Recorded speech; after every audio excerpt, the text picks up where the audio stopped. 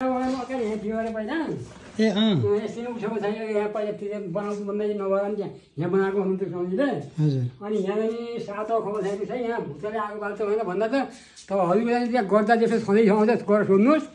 मलाई तपाईँ 4 दिनमा खान्छ यहाँ त यहाँ त रातभरि त झगडा मैले त्यहाँ त तपाईँ बस्नु यहाँ बस्नु भनेको मलाई मैले होइन यत्रो यहाँनिर बडा बनाउनु लाग्नुभयो सम्झि राम्रो यहाँनिर परापस्ता गर्नुभयो भगवान् बाबु यहाँ त भगवान्को पराङ लाग्नुभयो यो किल्लामा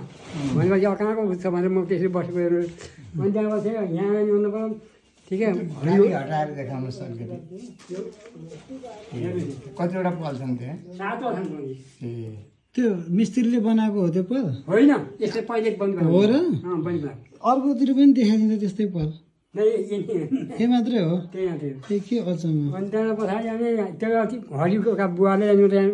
साथमा ढाड गरेर बस्थ्यो अरे अनि हरिका बुवासित हाम्रो समिति जाँदा त्यहाँ के को सेवा गरेको मैले भनेर सोद्धाखेरि अब सबैले यहाँ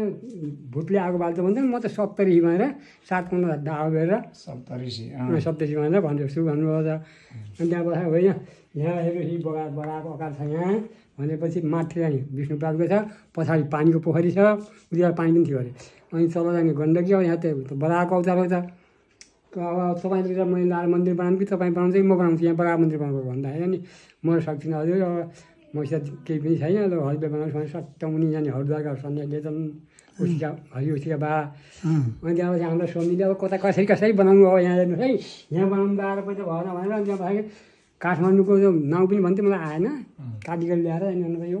उहिलेका जमानामा 70,000 लिएको अरे फेरि 40 सालमा भनेको हेर्नुहोस् यो सालदेखि यो सालसम्म यहाँ कसैले पनि यहाँ सेवा गरेको थिएन अरे तरसम्म त पनि यहाँ हेर्नुहोस् 68 11 को पनि 11 गतेसम्म अनि त्यहाँबाट पछाडि अनि अब पाउनु म अहिले हेर्दा अनि त्यहाँ पछाडि अनि बनाउनु पर्छ अनि त्यहाँ पछाडि मैले अब यहाँ म वैराग्य लाएर म कैला